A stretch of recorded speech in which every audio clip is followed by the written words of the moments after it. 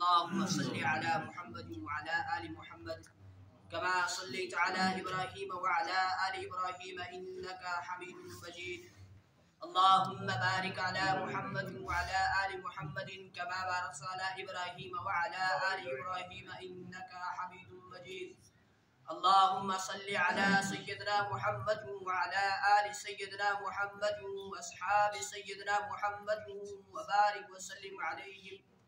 اللهم صل على سيدنا محمد وعلى آل سيدنا محمد وأصحاب سيدنا محمد وبارك وسلم عليهم.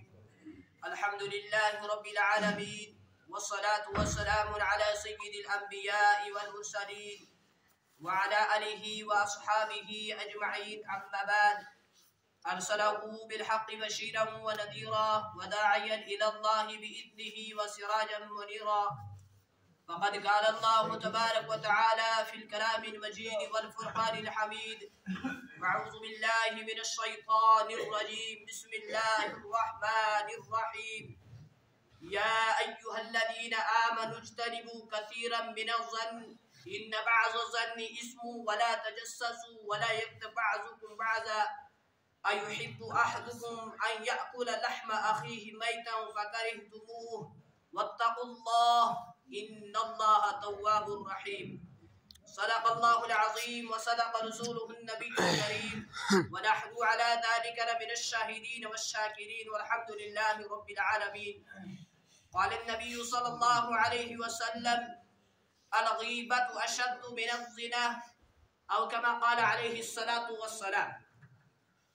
محترم معزز بزرگوں اور دوستوں اور معزز سامعین کرام، السلام علیکم ورحمۃ اللہ وبرکاتہ.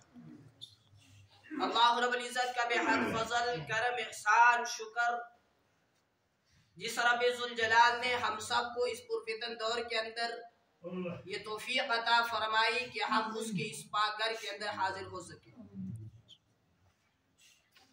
اللہ رب العزت سے دعا کرے اللہ ہماری اس حاضری کو بے حد قبول فرمائے، ہمارے لیے دنیا کے اندر ہدایت کا اور آخرت کے اندر نجات کا، بخشش کا، مغفرت کا ذریعہ بنائے.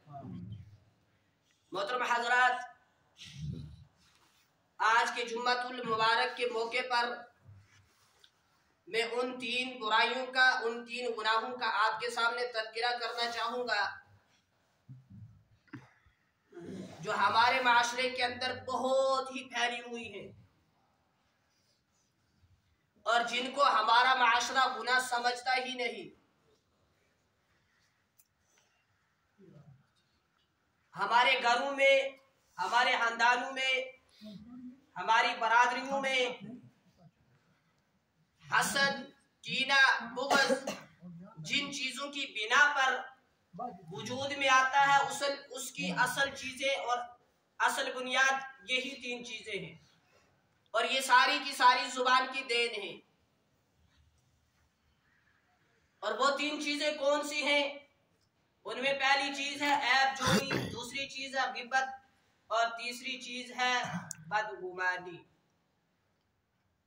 پہلی چیز بدگمانی ہے، دوسری عیب جوئی ہے، اور تیسری چیز غیبت ہے.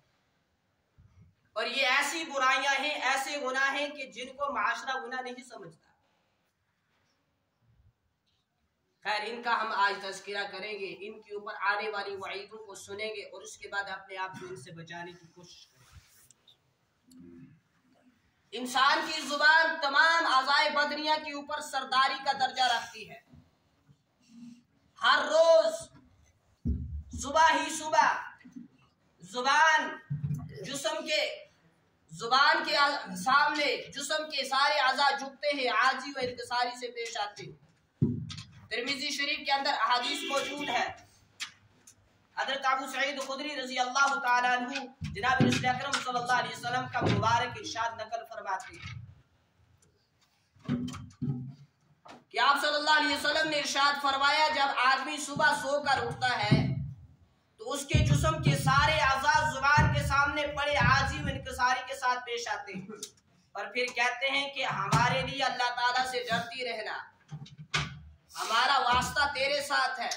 اگر تو سیدھی رہے گی تو ہم سیدھے رہیں گے، اگر تو ٹیڑھی ہو جائے گی تو ہم بھی ٹیڑھے ہو جائیں گے. جھوٹ کون بولتی ہے؟ ہاتھ یا زبان؟ زبان۔ برائی کون کرتی ہے؟ ہاتھ یا جسم کے اعضاء؟ زبان۔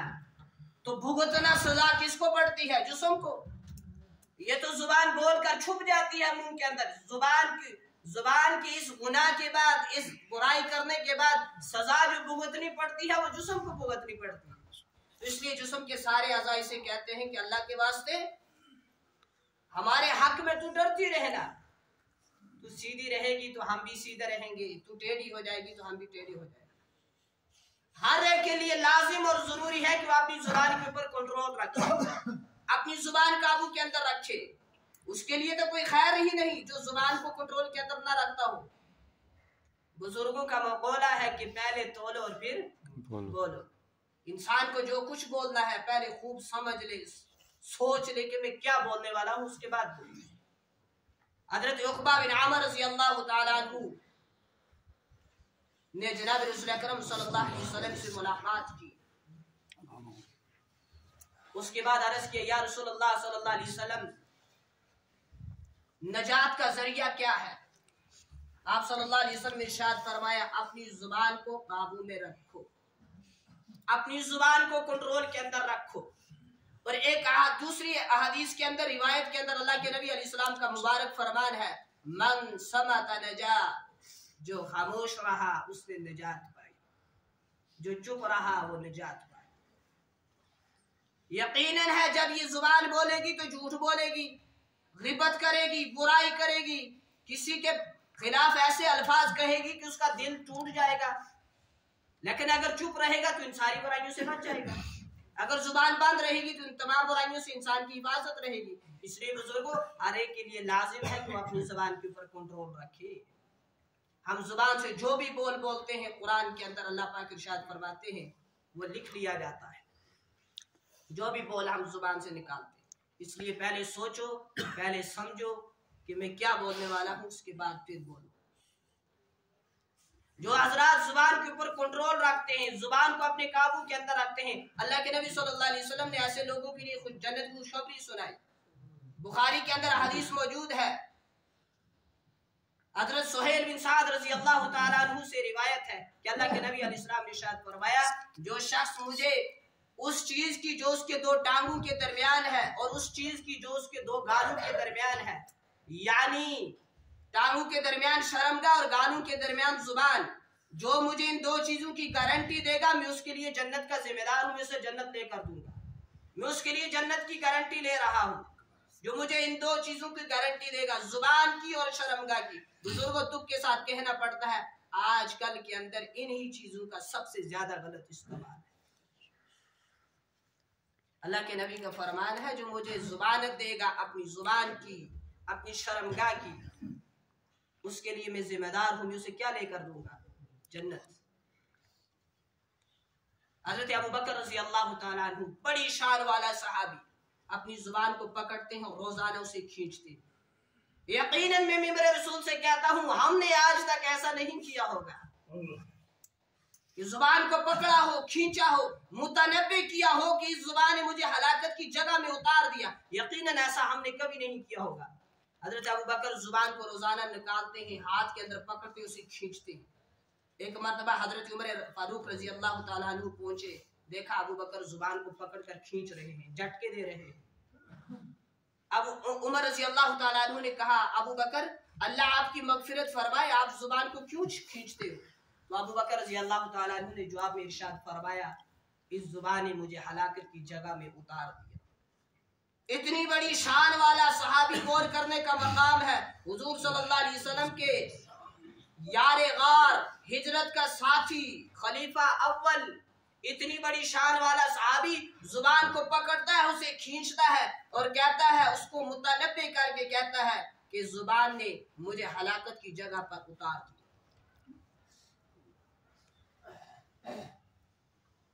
ہم کہتے ہو جی جو ہوگا دیکھا جائے گا۔ اللہ رحیم ہے، اللہ کریم ہے، اللہ معاف کر دے گا۔ اور یہ بات بھی سن لے اللہ وہاب بھی ہے، اللہ قہار بھی ہے۔ پھر آپ نے دیکھا رات کو بھی زلزلے نے ایک جھٹکا دیا۔ جو کچھ دھرتی کے اوپر ہو رہا ہے تو زلزلے نہیں آئیں گے تو پھر کیا ہوگا؟ خیر یہ دوسرا موضوع ہے، مجھے ادھر جانے کی ضرورت نہیں، لیکن اپنے آپ کو ہر انسان جو ہے سوچے سمجھے اور اپنے آپ کو تمام گناہوں سے بچائے، اور بالخصوص زبان کی شر سے اپنے آپ کو بچانے کی کوشش کرے۔ اتنا بڑا صحابی زبان نکال کر کھینچ رہا ہے، اللہ سے دعا ہے کہ اللہ رب العزت ہم سب کی زبان کی شر سے حفاظت فرمائے۔ جھوٹ زبان سے نکلتا ہے، غیبت زبان کرتی ہے، چغلخوری زبان کرتی ہے، یہ ساری چیزیں تو زبان سے ہوتی ہیں، اس لیے زبان کے اوپر جو حضرات کنٹرول رکھتے ہیں تو یقیناً ان ساری چیزوں سے بچ جاتے ہیں۔ جو آیت میں نے خطبے کے اندر پڑھی تھی، اس کی تشریح حضرات مفسرین نے اس طرح بیان فرمائی کہ اس آیت کے اندر اللہ رب العزت 3 چیزوں سے ایمان والوں کو منع فرما رہے ہیں، روک رہے ہیں۔ ماں باپ اپنے بچے کے لیے اچھا سوچتے ہیں، کبھی برا نہیں سوچتے۔ ماں باپ بچے کو اسی چیز سے روکتے ہیں جو بچے کے حق میں نقصان دہ ہے، اس سے روکتے ہیں بچے ایسا مت کر، یہ غلط ہے۔ تو اللہ اپنے بندے سے بہت ہی زیادہ پیار کرتا ہے، وہ بھی اللہ اپنے بندوں کو روک رہا ہے ان 3 چیزوں سے، یہ تمہارے حق میں بہتر نہیں ہے۔ ان 3 چیزوں سے روک رہا ہے اللہ، کس چیز سے؟ بدگمانی سے، عیب جوئی سے اور غیبت سے۔ ارشاد فرمایا یا ایھا الذین آمنوا اجتنبوا کثیرا من الظن ان بعض الظن اثم، اے ایمان والو بہت سے گمانوں سے بچو، اس لیے کہ بعض گمان گناہ ہوتے ہیں۔ یہ امت محمدیہ کے لیے بڑی عزت اور شرف کی بات ہے کہ قرآن مقدس کے اندر 88 مقامات پر ایمان والوں سے اللہ رب العزت نے خطاب کیا ہے، یا ایھا الذین آمنوا، یا ایھا الذین آمنوا۔ یہ شرف صرف امت محمدیہ کو نصیب ہوا ہے۔ حضرت عبداللہ بن مسعود رضی اللہ تعالیٰ عنہ سے ایک شخص نے درخواست کی کہ حضرت مجھے کچھ نصیحت فرمائے۔ یہ شوق بھی شاید ہمیں ختم ہو چکی کہ ہم بزرگوں سے، دیندار لوگوں سے، علماء سے پوچھیں کہ حضرت مجھے کچھ نصیحت فرما دیں، یہ شوق ہمارے اندر نہیں رہا۔ اور افسوس یہ ہے کہ اگر وہ بنا پوچھنے کے بھی نصیحت کر رہے ہیں، جیسے اس وقت میں نصیحت کر رہا ہوں، تو ہم ماننے کے لیے بھی تیار تو نہیں ہیں، ماننے کا جذبہ بھی ختم ہے۔ ہم کہتے ہیں مولوی صاحب نے ہماری مرضی کا دین بیان کیا تو ہم گلے لگا لیں گے، ہماری مرضی سے خلاف بیان کیا تو ادھر سے سنیں گے، ادھر سے نکال لیں گے۔ تو اس شخص نے حضرت عبداللہ بن مسعود رضی اللہ تعالیٰ عنہ سے درخواست کی، حضرت مجھے کچھ نصیحت فرمائے۔ تو عبداللہ بن مسعود رضی اللہ تعالیٰ عنہ نے اسے نصیحت یہ کی کہ جب تم یا ایھا الذین آمنوا کے خطاب کو سنے، یعنی یا قرآن پڑھے، خود پڑھے یا ایھا الذین آمنوا، تو اپنے کانوں کو اس طرف متوجہ کر لے، اس آیت کی طرف، اپنے قلب کو اس کی طرف حاضر کر لے کہ اللہ رب العزت تجھے اس آیت کے اندر کسی اچھی چیز کا حکم دے رہا ہے اور کسی بری چیز سے روک رہا ہے۔ بدگمانی جو ہے اس کا عام رواج ہے ہمارے معاشرے کے اندر، اسے گناہ ہی سمجھا ہی نہیں جا رہا، حالانکہ یہ بھی گناہ ہے۔ اور خاص طور پر علماء سے بدگمانی، اہل اللہ سے بدگمانی، دینداروں سے بدگمانی۔ دین تو کہتا ہے، شریعت تو کہتی ہے کہ اگر کوئی ڈانس کر رہی ہو، ناچ رہی ہو، اس سے بھی نفرت کی اجازت نہیں ہے، اس کے گناہ سے نفرت کرنی ہے، اس سے نفرت نہیں۔ دین کو تو کہہ رہا ہے ایک شراب پینے والا ہے اس سے نفرت مت کرو، اس سے گناہ سے نفرت کرو۔ یہاں لوگ دینداروں میں، نیک لوگوں کے اندر عیب ڈھونڈتے ہیں، داڑھی والے یہ کرتے ہیں، حاجیوں نے یہ کیا، نمازیوں نے یہ کیا، امام یہ کرتے ہیں، مولوی یہ کرتے ہیں۔ خود کبھی دیکھا ہے آپ نے ہم کیا کر رہے ہیں؟ کبھی اپنے اندر نظر ڈالی ہے، اپنے گریبان کو دیکھا ہے کہ ہم کہاں کھڑے ہیں، ہم کیا کر رہے ہیں؟ اپنے من میں ڈوب کر پا جا سراغ زندگی، اپنے من میں ڈوب کے پا جا سراغ زندگی، تو میرا نہیں بنتا نہ بن، اپنا تو بن۔ پہلے اپنے اندر دیکھو، اپنے اندر جو اپنے اندر نہیں دیکھتے، جو اپنے عیبوں کو نہیں دیکھتے، جو دوسروں کی عیبوں کی ٹو میں لگے رہتے ہیں، یہ اسی کام میں کے اندر لگے رہتے ہیں، اسرائیل آ کر انہیں لے جاتا ہے، انہیں اپنی اصلاح کرنے کی فرصت نہیں ملتی۔ اس لیے اپنے آپ کو دیکھو۔ اپنے گریبان کے اندر جھانکو. اگر میں اپنے گریبان کے اندر جا کر دیکھوں گا نا کہ میرے جسم سے کتنی بدبو آ رہی ہے تو یقیناً میں دوسرے سے نہیں کہوں گا کہ تمہارے جسم سے بدبو آ رہی ہے. اس لیے بزرگوں دوسروں کی عیب تلاش نہ کرو، اپنے آپ کو دیکھو، اپنے گریبان جھانکو، میں کہاں کھڑا ہوں، میں کیا کر رہا ہوں. تو جتنا ہو سکے، جتنا ممکن ہو سکے انتھک کوشش کر کے اپنے آپ کو بدگمانی سے بچاؤ. دوسری چیز ہے عیب جوئی. تجسس کے بارے میں قرآن کہتا ہے وَلَا تَجَسَّسُوا، کہ ایک دوسرے کے عیب نہ ٹٹولو، ایک دوسرے کی عیب نہ ڈھونڈو. خاص طور پر یہ مرض عورتوں کے اندر پایا جاتا ہے، وہ اسی ٹو میں اندر لگی رہتی ہیں، کس کے اندر کیا عیب ہے، کس کے اندر کیا عیب ہے. کسی کی عیب تلاش مت کرو. اگر مسلمان کا کچھ عیب آپ کو نظر آ جائے اس کے اوپر پردہ ڈالنے کی کوشش کرو. حدیث مبارکہ کے اندر اللہ کے نبی کا مبارک فرمان ہے کہ اگر ایک مسلمان کسی مسلمان کے اندر کوئی عیب دیکھے تو اس کو چھپا لے تو وہ اس آدمی کے، اس شخص کے درجے کے برابر ہے کہ ایک آدمی نے زندہ دفن کی ہوئی بچی کو قبر سے بچا لیا، اس کو قبر کے گڑھے سے صحیح سلامت باہر نکال لیا. اس حدیث سے پتہ چلتا ہے کہ کسی کے عیب کے اوپر پردہ ڈالنا بہت ہی اجر و ثواب کی بات ہے، اور عیب جوئی کرنا بہت ہی بڑے گناہ کی بات ہے. جاسوسی اور عیب جوئی اس سے منع کیا گیا ہے. ان چیزوں سے اپنے آپ کو بچانا ہے. اللہ کے نبی کا مبارک فرمان ہے کہ جو کسی کے عیبوں کی جستجو کے اندر لگا رہے، ان کے عیبوں کو تلاش کرتا رہے، اللہ رب العزت اس شخص کے عیبوں کے اندر جستجو کرتے ہیں، تلاش کرتے ہیں. اور جس کے عیب اللہ رب العزت تلاش کرے اور ان کے اندر جستجو کرے تو وہ بچ تو نہیں سکتا، پھر اس کو تو اللہ اپنے گھر ہی کے اندر ذلیل کر دے گا. اس لیے بزرگوں جتنا ہو سکے اپنے آپ کو عیب جوئی سے بچاؤ، بدگمانی سے بچاؤ.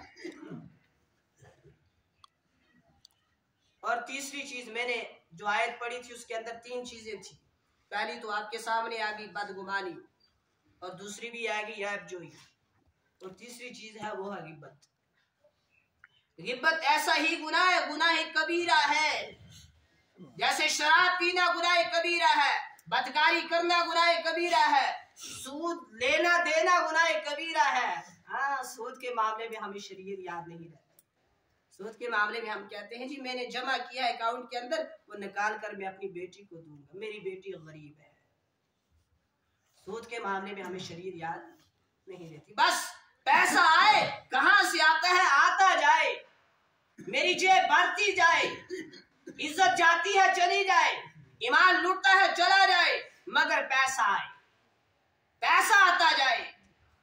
بزرگوں ایک انسان پیسے کو میں کہتا ہوں بیڈ کے اوپر سونے والا ہو، پورا بیڈ بھرا ہو پیسوں سے،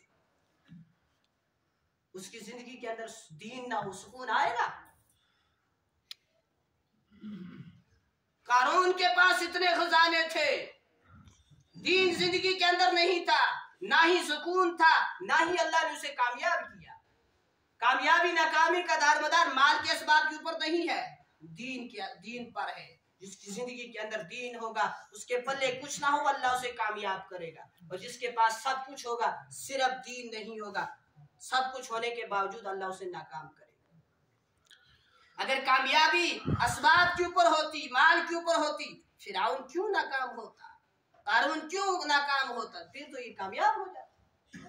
مگر ان کے اوپر کامیابی نہیں ہے، کامیابی ہے دین. تو جیسے شراب پینا گناہ کبیرہ ہے، سود لینا دینا گناہ کبیرہ ہے، بدکاری کرنا گناہ کبیرہ ہے، اسی طرح غیبت کرنا بھی گناہ کبیرہ ہے. جیسے یہ گناہ قطعی حرام ہے اسی طرح غیبت بھی قطعی حرام ہے. غیبت اتنا بڑا گناہ ہے کہ اللہ کے نبی کا مبارک فرمان ہے الغیبت اشد من الزنا، غیبت کرنا زنا سے زیادہ سخت ہے. انسان سے اللہ حفاظت فرمائے زنا سرزد ہو جائے، اس کے بعد وہ شرمندہ ہو جائے، اللہ کے ساتھ تعلق جوڑے، رجوع کرے، توبہ کرے، استغفار کرے تو اللہ کی رحمت سے امید ہے اللہ اسے معاف کرے۔ مگر غیبت سرزد ہو جائے، جب تک بندہ نہ معاف کرے تو اللہ بھی معاف نہیں کرے گا۔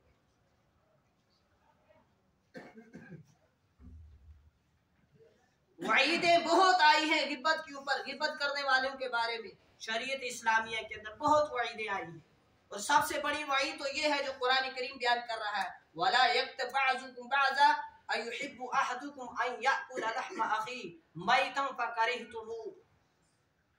اللہ رب العزت ارشاد فرماتے ہیں تم ایک دوسرے کی غیبت نہ کیا کرو، تم اس چیز کو تو ناپسند سمجھتے ہو کہ تم مردار بھائی کا گوشت کھاؤ، اس کو تو ہر ایک ناپسند سمجھے گا، مگر جو شخص غیبت کرتا ہے تو وہ یوں ہے جیسے وہ مردار بھائی کا گوشت کھاتا ہے۔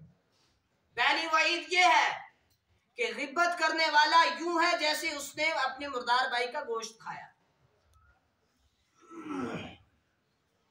جو غیبت کرتا ہے قیامت کے دن، یعنی غیبت کرتا ہے اپنے اس کا گوشت کھاتا ہے مردار بھائی کا، قیامت کے دن یہ گوشت اس کے قریب کیا جائے گا اور اس سے کہا جائے گا کھا اس گوشت کو جیسے تو دنیا کے اندر زندگی کی حالت کے اندر کھایا کرتا تھا، اب مردہ ہونے کی حالت میں بھی اس کا گوشت کھا۔ وہ مجبوراً اس کو کھائے گا، چیخے گا اور اس کا چہرہ سیاہ پڑ جائے گا۔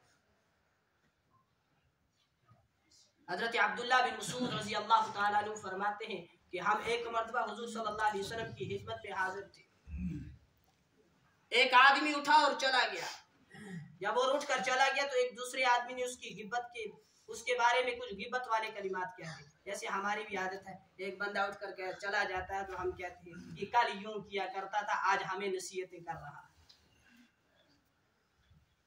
خیر ایک آدمی چلا گیا، دوسرے آدمی نے کچھ ایسے کلمات کہہ دیے اس کے بارے میں جو غیبت کے کلمات تھے۔ اللہ کے نبی صلی اللہ علیہ وسلم نے اس شخص کو حکم دیا دانتوں کا خلال کرو، دانتوں میں خلال کرو۔ اس نے کہا یا رسول اللہ صلی اللہ علیہ وسلم میں نے گوشت تو کھایا نہیں، دانتوں کا خلال تب کیا جاتا ہے جب دانت کے اندر کوئی چیز پھنس جائے، ایسا تو نہیں کوئی خلال کرتا۔ تو اس نے کہا یا رسول اللہ میں نے گوشت نہیں کھایا۔ آپ علیہ السلام نے ارشاد فرمایا تم نے اپنے بھائی کی غیبت کر کے اس کا گوشت کھایا۔ حضرت عائشہ رضی اللہ تعالیٰ عنہ خود اپنا واقعہ بیان فرماتی ہے کہ میں حضور صلی اللہ علیہ وسلم کے پاس دی، میں نے کہہ دیا ایک عورت کے بارے میں کہ وہ لمبے دامن والی ہے، یعنی اس کا قد لمبا ہے، تو اللہ کے نبی صلی اللہ علیہ وسلم نے مجھے 2 مرتبہ فرمایا عائشہ تھوکو تھوکو، جب میں نے تھوکا تو وہ خون کا لوتھڑا بن چکا تھا۔ غیبت ایسی بری چیز ہے کہ یہ اس کے برے کلمے کی اتنا اثر پڑتا ہے کہ وہ گوشت کے لوثڑے کے اندر تبدیل ہو جاتا ہے۔ حضرت جابر رضی اللہ تعالیٰ عنہ فرماتے ہیں کہ ہم حضور صلی اللہ علیہ وسلم کی خدمت میں تھے، ایک بدبودار ہوا کا جھونکا آیا، حضور نے پوچھا کیا آپ جانتے ہو یہ بدبودار ہوا کہاں سے آ رہی ہے؟ آپ علیہ السلام نے فرمایا یہ ان لوگوں کی بدبودار ہوا آ رہی ہے جو اہل ایمان کی غیبت کر رہے ہیں، یعنی غیبت کا اثر ہواؤں تک پہنچ جاتا ہے۔ اس لیے اپنے آپ کو غیبت سے بچانا ہے، اپنے آپ کو عیب جوئی سے بچانا ہے، بدگمانی سے بچانا ہے۔ اللہ کے نبی علیہ السلام جب معراج پر تشریف لے گئے تھے تو آپ علیہ السلام نے کچھ ایسے بد نصیبوں کو دیکھا جو جہنم میں اپنے لوہے کے ناخنوں کے ساتھ اپنے چہروں کو اپنے سینوں کو نوچ رہے ہیں، چھل رہے ہیں۔ تو جبریل سے پوچھا یہ کون لوگ ہیں؟ تو جبریل نے بتایا یہ وہ لوگ ہیں جو دنیا کے اندر ایک دوسروں کی غیبت کیا کرتے تھے۔ اس لیے بزرگوں بڑی سخت وعیدیں آئی ہیں غیبت کرنے کے اوپر، اس لیے اپنے آپ کو غیبت سے بچاؤ۔ یہ غیبت اتنی عام ہے معاشرے کے اندر کہ عالم جاہل بینا نابینا عاقل بالغ ہر ایک اس کے میدان کے اندر اتر چکا ہے، ہر ایک اس کے اندر پھنسا ہوا ہے۔ تو اب جب غیبت کا گناہ صادر ہو ہی جاتا ہے تو لازم ہے اس کے کفارے کی بھی کیا کی جائے، فکر کی جائے۔ تو اس کا کفارہ کیا ہے؟ حضرت انس رضی اللہ تعالیٰ عنہ فرماتے ہیں کہ اس کا کفارہ یہ ہے کہ جب انسان اپنے لیے بخشش مغفرت کی دعا کرے تو اس کے لیے بھی کرے جس کی اس نے غیبت کی ہے۔ سب سے پہلے تو ہم نے کوشش کر کے اس شخص سے معافی مانگنی ہے جس کی ہم نے غیبت کی ہے، وہ حاضر ہو غیر حاضر ہو قریب ہو دور ہو، اس سے معافی مانگنی ہے۔ اگر ایسی شکل نہیں باندھ رہی، مثال کے طور پر جس کی غیبت ہم نے کی تھی وہ مر چکا ہے، اب معافی کی کوئی صورت باقی، شکل باقی نہیں ہے، تو اب ہم نے کیا کرنا ہے؟ اب ہم نے اپنے لیے بھی توبہ استغفار کرنا ہے اور اس کے لیے بھی توبہ استغفار کرنا ہے، اپنے لیے بھی بخشش مغفرت کی دعا کرنی ہے اور اس کے لیے بھی بخشش مغفرت کی دعا کرنی ہے۔ یہ بہت بڑا گناہ ہے، یہ گناہ کبیرہ ہے، اس لیے اپنے آپ کو اس سے بچاؤ۔